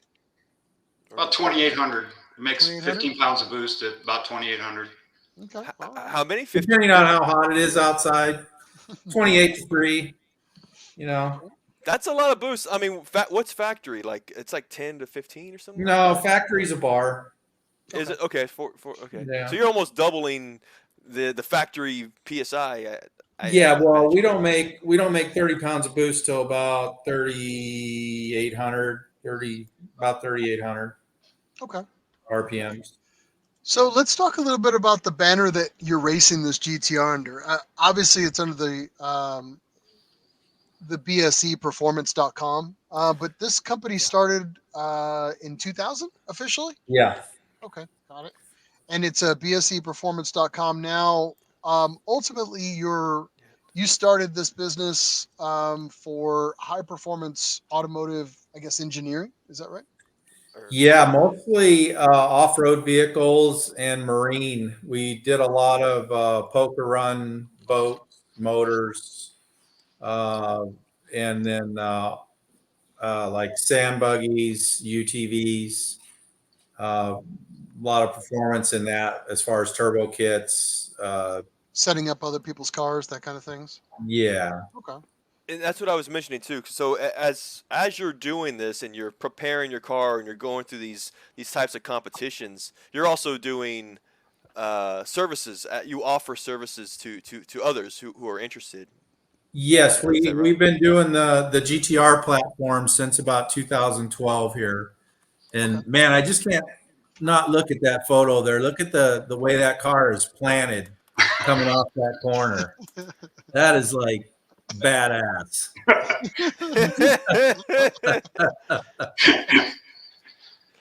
It looks good. You're absolutely right, man. That thing is transferring power down. Ripping butt. That is nice. That's with street tires. Oh, really? Yeah. Yeah, 200 treadwear street tires. That's what we got to run. That's a requirement. Wow. Yes. Yeah. Nice. So on top So of balance in the car, street tires. That's a that It's could, it's hard to do. yeah, Yeah. exactly. That's what I was thinking. Yeah, yeah. So let's talk a little bit more about BSC Performance as we start talking about the event and kind of what led you to the championship that we have today. So BSC Performance is comprised of obviously the two of you plus somebody else as well. Is that right? My beautiful wife. Your original naysayer / supporter. Yep. We Team should talk about instigator. that. We should talk about that story of D&E at Optima. Oh, we're gonna talk about it. Don't worry about it.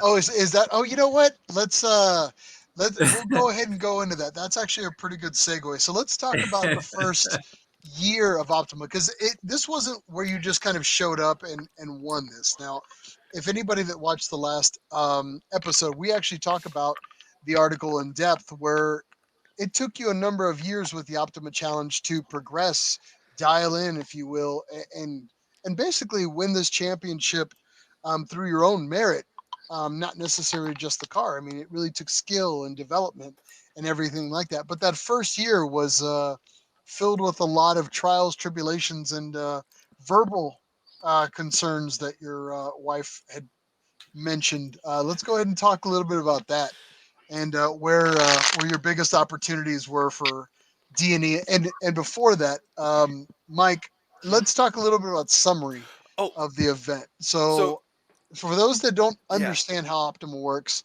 let's let them understand how the Optima season works and how it's all laid out. Right. That's I kind of wanted to lay the foundation for anybody who's not familiar with the Optima Ultimate Car Street Challenge.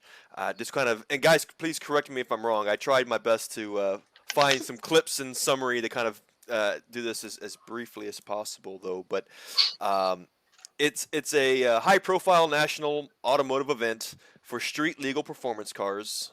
Each event has a blend of tests for vehicles' performance, streetability, and engineering. And there are 5 segments with each event that each event is composed of 5 segments. And I saw there's road rally, accelerating and braking, autocross, road course, and D&E, like you said, which is design and engineering. That's a segment on its own.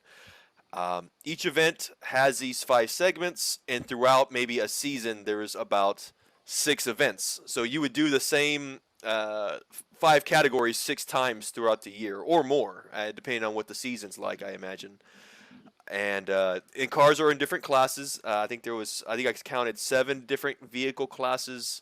So is that right? Did I get That's anything correct. wrong? Yeah, you're pretty spot on. I tried, man. I tried. Yeah, and each event's about 2 days. So, and this is traveling. This isn't just at the same spot, Oh no, every you're time. traveling all over. All over. Yeah. So this takes a lot of dedication, not only to have a car that's where you want it to be at, but also at a specific time, and you have to travel to a particular part of the country to participate. So this is no joke, man. And really. then with the end being at SEMA with the invitational if Was you that- get invited to it, right? And that's Right, pretty much a correct. layout for the year. Yep. Yep. So let's talk about your first year. So how chaotic, how many bad experiences, how many learning experiences did you have from that? Well, the whole year was the learning thing, and right off the bat, I have to give a shout out to Optima because Optima and Jimmy Day, they put on just an awesome show for everybody. It's just a good organization. But so the categories go. So the first year, there's a lot of people that struggle through D&E. Us especially the first year, and the design and engineering. If you don't do well in that, even if you're good in the other 4 segments that you mentioned, if you do horrible in design and engineering, you can't win. It just takes the win away from you. Now, design and engineering is comprised of what? Like It's what putting it you've simply. done to the car of your own design and what you've engineered on the car, and basically, they want the car to look like a show car that competes like a race car. and drives like a race car. So we're talking stereo components, interior You modifications. you have to have all the original functions working in your car: air conditioning, heat, stereo, So no everything stripped that out car came with. situations. Yeah, weight. everything Okay. that car came with from the factory needs to work. You can change those components to better components as long as they do the same function. So, like your stereo, you can modify the stereo and you get more points in the design and engineering for that. Your cosmetics of the vehicle, your aerodynamics of the vehicle, your wheels, your motor, your drivetrain, just everything. If you make it better and you design better components on the car, you get points for that. Okay. And it has to do with craftsmanship as well. I think you're talking about like tasteful, properly Exactly. executed. Yes. And so all the way, like the first and second year we ran, we kept spending a lot of money on D&E and changing a lot of things on the car, trying to make it, well, we were making it better. And we just were not getting the points. And we weren't the only ones. I'm not trying to say that they were out to get us, Right. but it just seemed there's always, after the scores come out on a weekend, there's always somebody that's disappointed. Not just us. Yeah. There's plenty of other teams too. And that's the way it is. Everybody can't get 100 points. So after we ran 2 years, I was like, okay, I'm done. We're just so frustrated after the D&E scores, and just not going to do it anymore. So the season's over. About a couple months before the season's going to start up again for the next year, this was 2021 season. My wife comes to me and she's like, I can't believe you're not going to run again this year. This is one of the only things I loved and enjoyed going to. It's so competitive. And I'm like, whoa, whoa, whoa. If you want to do this again, we'll do it. And she goes, don't let those D&E scores get you down. She goes, we're just in this for fun. So if we go this year, if we're going to run, if we get a horrible D&E score, don't let it bug you. We're just here to have fun. No big deal. I'm like, okay, good. We're going to do it. So we go to our first race in 2021. It's in Vegas. Wow. And we're doing good. We're just kicking butt. D&E comes out, and we have done a ton of the car. The car's looking good. It's got our little Harvey dog on the back. If you look, the photo behind you there. Yes, I have it. It's a sweet looking ride. I think I have And it going. we get to there it is right there. And the D&E scores come out, and they're horrible for us. And I saw him first. Brian showed him to me, and I'm like, oh man, Better hide I'm those. like, oh well. And Robin comes out. She's like, so what do we get? What do we get? And she saw the score, and she just exploded. Now, babe, there's lots of different scores out there. She's the one that's like, we're just doing this for fun. It's okay. She is, what the F, blah, blah, blah. And she takes off, and I'm like, whoa.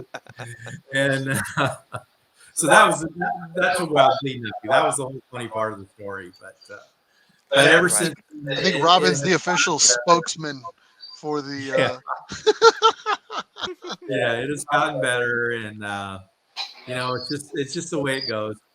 Yeah, and you mentioned too, of all the 5 segments, most of them are based on actual standard unit of measure. Road course is timing, autocross is timing, but of all of them, it's the D&E design and engineering that is based on a judge. So it's probably the 3 most. judges. 3 judges. Yeah, Okay. 3 different judges at every event. Yeah. One of the judges is from Lingenfelder, which is who sponsors that segment. Uh-huh. And they're the main judge, and then they usually have 2 guest judges. And I don't really know how they get their scoring together between the three judges, so I don't want to comment on that. But I mean, all three judges combine their scores, I guess, and they average it out, I would imagine. Okay, I understand. Huh. So for 2022, this year that you won the championship, you made a lot of changes. You kind of dialed everything in, shooting for excellence. Did it feel like a good year right out of the box? Well, our car's always been good, but we've been struggling for even last year. The car has at high speed had a horrible push, just will not turn under power. And Okay. I'm no spring chicken age wise, and I'm thinking, man, is it me? Because I just couldn't get the car to turn high speed, and it progressively got worse. And we were trying different things to get it out, and just nothing was working. And we showed up at the beginning year race at Charlotte in 2022. The car was okay everywhere except for high speed stuff, and it just kept getting worse and worse. And then when we got to Portland this year, I've got millions of laps on Portland International Raceway, and there's a back straightaway there. It's kind of like a banana that you can, no matter what you're driving, you can just stay flat footed.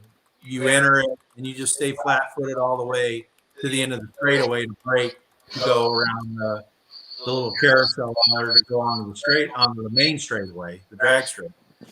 And I hit that in my car the first lap. I go in there and I stand on it, and I damn near drive off the track in the grass. I have to get out of the throttle. And I'm like, it's not just me. There's something wrong with this car. It's not all me. And it made me feel better knowing that. I wish I could have figured it out sooner, but and then the motor let go at that race anyway. But we knew we had something to fix on the car, suspension, chassis, or whatnot. And while we were repairing the car, I got with Jack McGee at Jack's Transmissions, and I had been talking to him about the problem, and he's like, "Hey, it's got to be the front wheel drive clutch to transfer power to the front wheel drive." He goes, he always sets them up a little aggressive, so it's good in autocross and drag racing. It applies more torque to the front sooner. Fights all around. Okay. Yeah, and he said, he goes, you know what? It might just be a little too aggressive to where when you're high speed, when you're going fast, the computer should pull the load out of the front. It should only apply load when the back starts to slip. Okay. But he said if the curve is set too stiff, even if the computer tells it to pull it out, it won't pull it out. And I'm like, that's got to be it, because it feels like a four-wheel drive. Parameters for change are only so much that you can. Yeah, it feels like when you're in a four-wheel drive truck in a parking lot, and you got it in four-wheel lock low, and you try to make So the all-wheel drive was essentially. So the all-wheel drive was kind of fighting you in respect. It was actually an inhibitor at that point. Okay. So he went through the transmission, changed that setup, and we also changed a few more things on the chassis. And after we got the new motor built and put in, we went and tested just before Vegas this last race at a local track here, and the car was so much better. It's like, oh my gosh, the car turns now when I'm under power. And then we're just knowing we got the super fast car going to the shootout race at SEMA, and we get there, we are just dominating. And then we get to the last day on the road course, and where I'm hoping the car is going to shine now, because it hadn't been shining for a couple of years on the road course. And we go to warm the car up in the morning before we go out, and it springs a huge oil leak. And we are just like, oh no. This was okay. We are like, oh man, all this work, and we're going to be done. Jack commented real quick. He goes, that front wheel assist a little too much. He goes, had to actually make it weak to work at the speeds.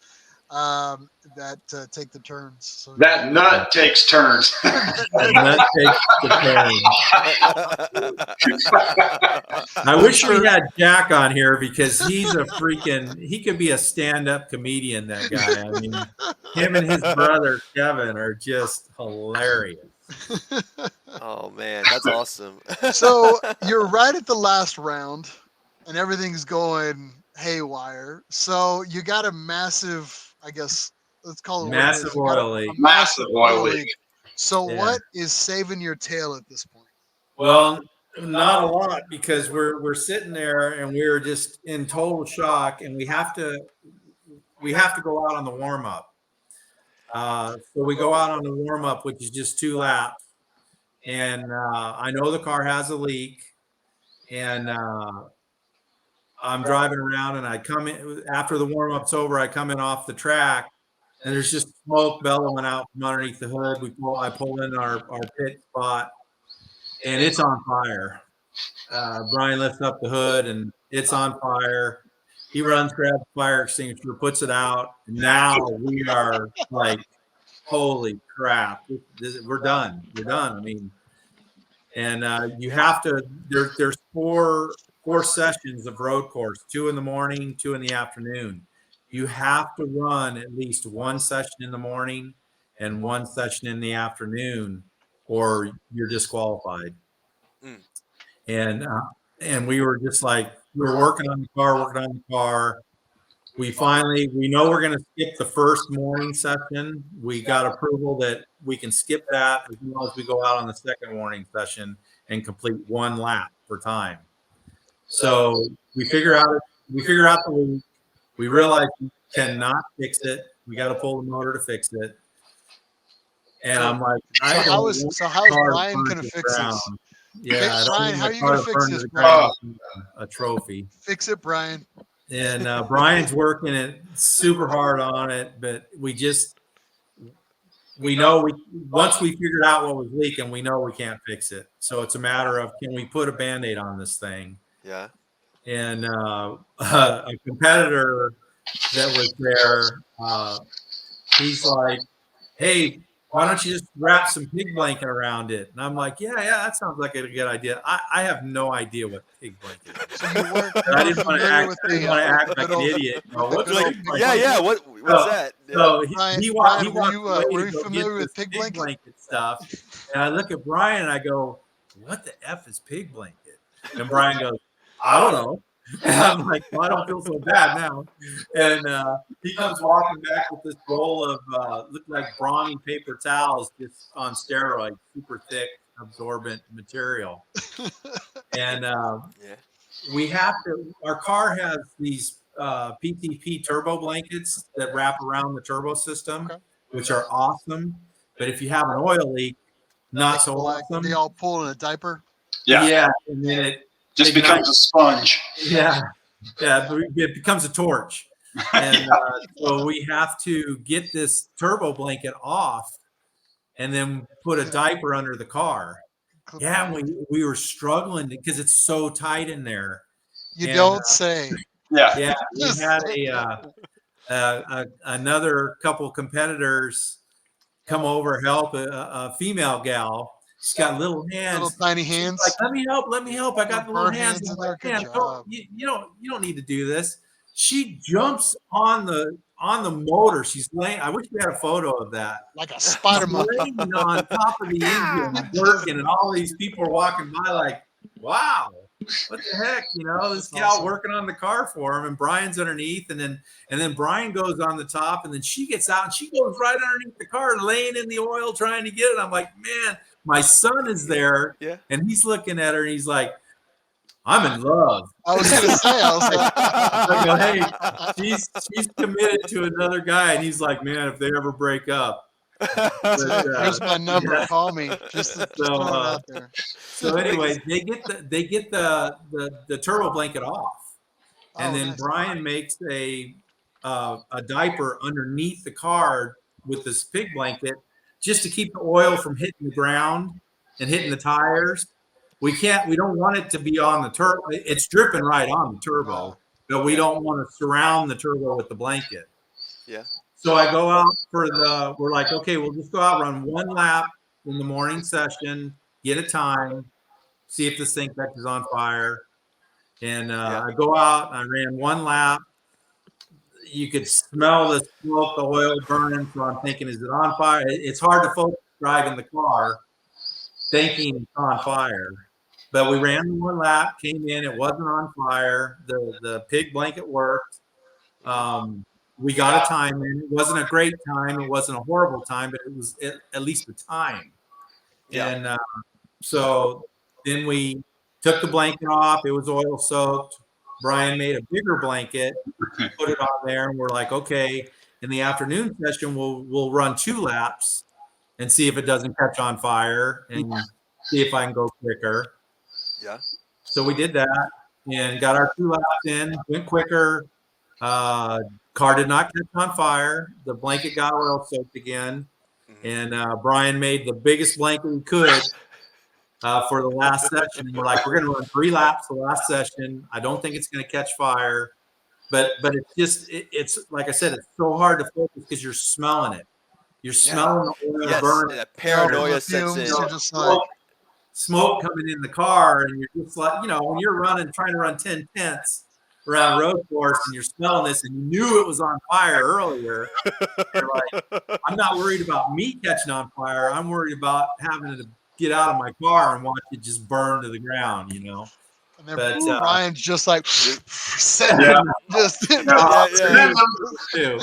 worry, I've seen worse. Right? Yeah. But long story short, we got a good time in the afternoon, and it all worked out. It all worked out, and you ended up winning this year's Optima Challenge, which is a huge ordeal because you're the first import that I know of to win the Optima Challenge. Is that right? No, Subaru won it like 5 years ago, I think. 5 years ago. Ken Twaits, yeah. But you're the first Nissan. First Nissan. It was an Evo. Oh, Evo. It was an Evo. That's right. You're right. Actually, that's right. Now that I think about that. So you first win. Nissan, though. So now you were the first Nissan. There it is. Look at that good-looking guy. Woo! And that's that big, massive trophy that you have. But you're right. That is massive. That thing weighs That like thing 70 weighs pounds. like Jack is 60 right. pounds. It's huge. It's heavy. Is that I'm like 6 foot. is that an I'm old? 6 Is that like a 4. Look at semi that truck thing. rotor cut down? It's solid. It's a solid trophy, man. Oh my god! It's a traveling trophy you mentioned, right? So Yes, I get to keep it for a year, and then at the SEMA shootout next year, I have to return it. I'm hoping I win it back, but we'll see. Yeah. That I was wondering. You mentioned SEMA too. So this is happening. This roller coaster of car and I hope you're sponsored by Pig Blanket by next year for sure. Yeah, we're gonna reach out. We do need to reach out to them. Hopefully, this episode will go to them. Robin actually chimed in real quick, and she goes, "Rachel Carnes." That's the girl that was laying on the hood and put her skinny she's hands a down the tough motor gal. and laid on the car. She dove right in there. Yeah, my hand's still healing up from the blisters I got. I couldn't get down there, but she was able to get in there. That's it. Yep. She's a badass. Yeah, shout out to her wherever she is right now. Yeah. Was there any part of the Las Vegas atmosphere that made things feel like surreal, or any notable moments where you just kind of felt like out of this world at some point? Or that's also the biggest event, right? That's the finalization of everything. That's the invitational where it's like it's a 4-day versus the 2-day, right? Yes. Yeah, the SEMA show is just awesome, and to have Optima be able to run at the SEMA show, like we ran all the events at the SEMA show except for the road course this year. The road course was out at Las Vegas Motor Speedway on Saturday, the last day. But from Tuesday through Thursday, we were at the SEMA show, or actually Tuesday through Friday, right? Or no, 4 days. Yeah, we left Friday afternoon to the racetrack out at Las Vegas Motor Speedway. Oh, wow. And we had no issues at all at the SEMA show. Car was flawless. No leaks, nothing.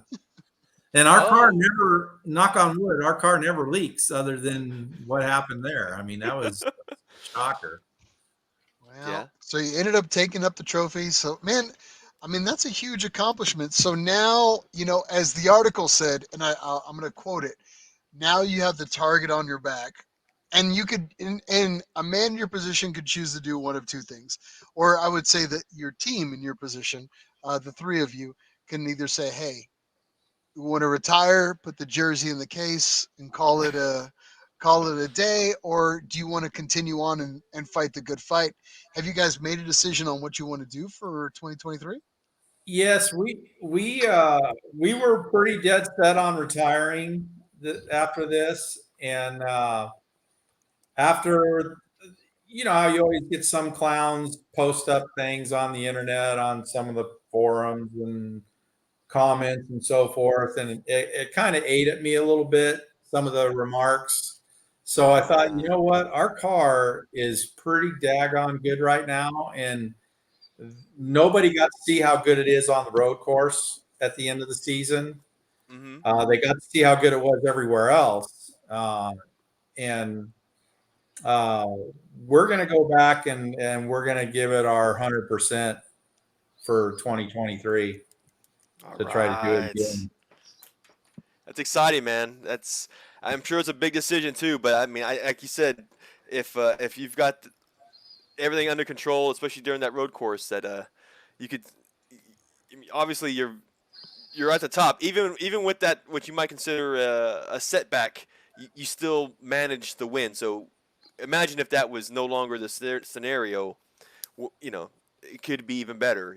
So. Yeah, I mean, there's always shoulda, coulda, wouldas, but I Yeah. mean, It doesn't matter. A win's a if we win. didn't have our oil leak, we would have finished super Stronger. commandingly. Like, I mean, we still finished with a 7-point lead, which is Yeah, pretty but big this deal. is a greater story. Look at you now. Yeah. So it's Yeah. how it goes. That- that- But we- for those that aren't familiar with it, for the Optima Challenge, if you haven't caught it, you can actually check it out through Mav TV, I think Roku, and then driveoptima.com. If you want to go back through, you might be lucky enough to kind of catch some of those preceding championship footage. I did want to say though, you guys need for this next year, you gotta go with some heroes in the car, like some GoPros. Get some footage, man. Oh Like yeah. I really would love to see some of the I've got, things. I've got a new GoPro, but I can't figure out how to use it. Yeah. We're I gonna hook actually you up. have a GoPro, and it sits in the motorhome when we're at the track, That's and not the it fits place right for on that my helmet. GoPro. I Okay. don't know what that I don't I know what never that put it on. GoPro's doing in its off time, but it's probably not doing what you need it to do. Actually, So Optima has a lot of in-car footage from the car because they always put cameras in it. We oh just have man, to. We could probably ask them and get some let of us it. know how when the season starts rolling out. We'll definitely show it on the show.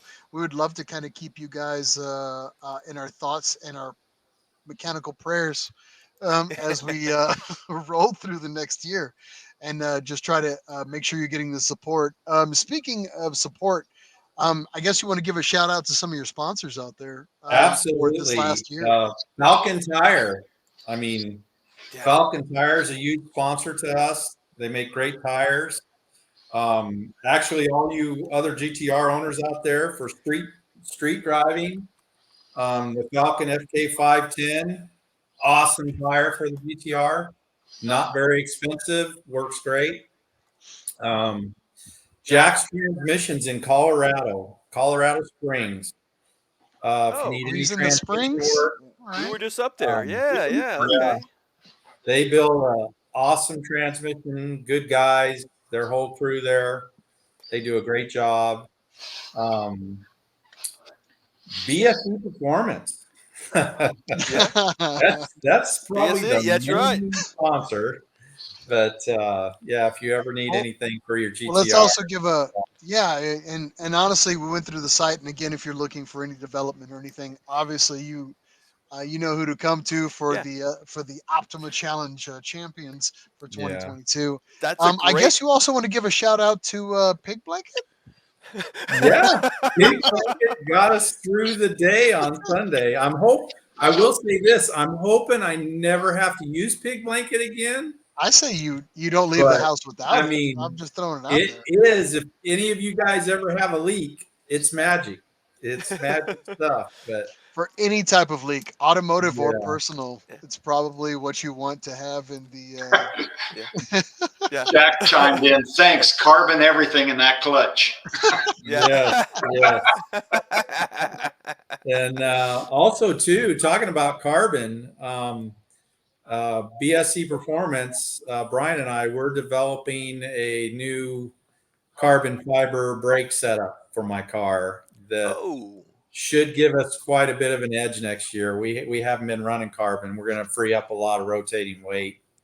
Car will be Reciprocating even mass. stronger now. About 80 pounds in rotating weight. 80 pounds of Yeah. reciprocating mass reduction. Yeah. Good. Yeah, pretty close. over the four corners. Yeah. Yeah. That's amazing. Yeah. Yeah, It's We've driven. I've driven them on the street cars, not on my car yet, but just Sure. putting the brake package on, it feels like you added 5 pounds of boost to the car. It just accelerates wow. so much harder. Yeah. So I think because of we only, when we're on the road course, it's like a time attack. We're out there for 3 laps. Yeah. So Yeah. there's no worry about, destroying your high dollar carbon fiber brakes from overheating them and stuff, where like the endurance race, I would run a steel rotor, obviously on the car, but which is what we run. We have Essex AP 5000 brakes on it right now that we've always ran that work incredible. They're great brakes, but AP's been discussing with us for the last couple of years that they were going to do a carbon fiber thing for us, but it's just never going to happen. And so Oh. Brian and I Gonna decided do your own thing. We're take tired the of waiting. initiative, and we're We like, need it now. we're more than capable of doing this. I just didn't want to spend all the money, in case it didn't work. But I know it's going to work. We'll get it to work. And Yeah. Well, we'll say it's one hell of a nice car, man. I've gone through all the photos and everything that you have on the website, and I mean, it's a beautiful car. I know it's not your forte, but the sound system and everything that's in it is it's awesome. I mean, is pretty, I pretty stellar. I don't like to brag about the car, but I mean, it is the ultimate street car. I mean, you look at it, it's badass. You drive it, it is just on the street. It is just, I mean, 850 horsepower isn't all that much horsepower, but on the street it is. And the car hooks up so good on the street. It is just so much fun to drive. It's Yeah. the ultimate. I mean, it's I can't say anything more about it. It's a fun machine. Brian, what else you got planned for this GTR this next coming year? What do you want to chop? What do you want to? I don't think there's much more we can do. We've pretty much got the suspension dialed. And then with everything being new before we went to Vegas this year, with new motor, new transmission, new front diff, I mean, everything's pretty solid. So I think the brakes are really going to make a big difference. Well, I hope so. I mean, reciprocating mass is always, Oh, yeah. That's huge. That's huge. Big time. So big time. let's talk a little bit about some of the comments. Some Yeah. folks actually chimed in here.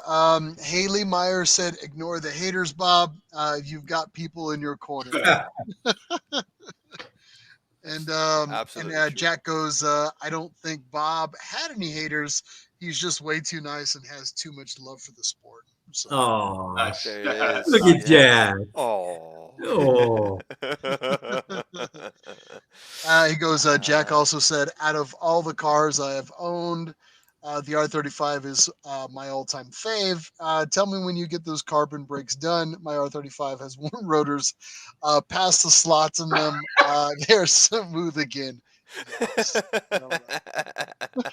when Jack sent his car out to us Uh-huh. to do some chassis work a few years back, and when he talks about the slots and the rotors, it was the first car we ever had in our shop where the rotors, the slots were actually gone.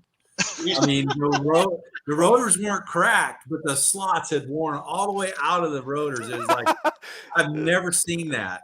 And now, so we put new rotors on it, and he said he's done it again.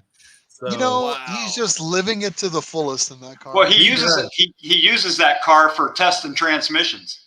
Yeah, so when he Oh. builds a tranny for somebody, he sticks it in his car, puts 50 miles on it, yanks it back out, so he know because there's no bench machine to really check can these break trannies out, Right. everything in, yeah. and the electronics are so intense in them. You got to put them in a car and That drive makes them. sense, actually. And Jack goes, a very abused test mule, R34. It is.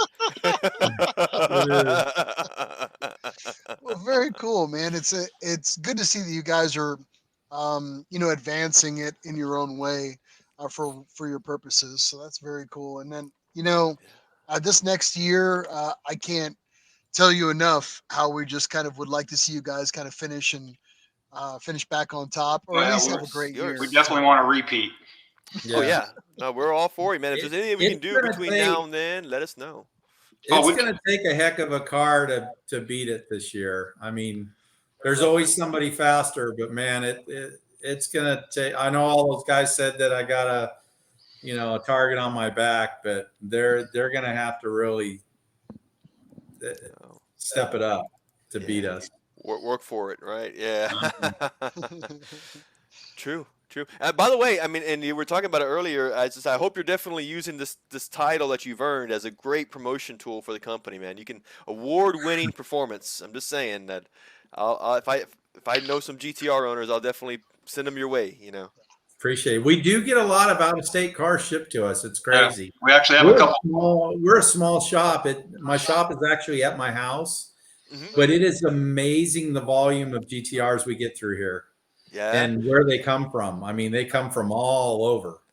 They just show up on a truck. And and the neighbors must love you. we're in a big neighborhood, and Oh, that's good. and we don't make a lot of noise. I mean, I don't have a dyno here or anything. The cars get dropped off and they're inside. So, Good point. Good point. It's The not like HOA doesn't have too much of a problem with it just yet. So no, big. we've been doing it for quite a while. You basically get cars from all over, and so you and Brian are always busy. Yes. Oh, yeah. Work. Very Yeah. busy. We Very probably busy. got eight cars back there right now. Good Lord. 4 of them are full motor transmission builds. I mean, $80,000 builds. Wow. You're right, man. I mean, Kudos. it was just coincidence. I just saw this today. The GTR turned 15 this week, or this month they turned 15 years old. So The R35. it's amazing. Yep. Yes, Yeah. the R35. So it's just coincidence that having you on the show at this specific part of time, man. It's kind of cool. I think it kind of brings It is. everything together like that. Yeah. Jack Well- wanted to comment here. One of his last comments that before we start wrapping up here, he goes, "What he does run parts through more intense testing than anything I've ever seen. If they can get it to work without fail, then they absolutely know their stuff." Yeah. So it's true. Kudos again to him. Yeah. But yeah, again, man, I want to say just a thank you for coming on the show, and it's again thanks to Haley for setting this whole interview up definitely. and making the Thank you, connection. Haley. And yeah, Just to let her know we're going to be at COTA in February, so we'll definitely have to get I together. think then. we're all gonna be. We're all gonna be Yes, there. we are. So Yeah. Coda's just in our backyard, so Yep, we'll just be up right the street. there. But Yeah. we'll definitely get together. Maybe we'll have a night out and we'll. Yeah, for sure. We'll Yeah. do some- We'll or something. probably roll in Thursday night. Okay. And then Friday there won't be much stuff going on because Chin I don't think runs till Saturday and Sunday.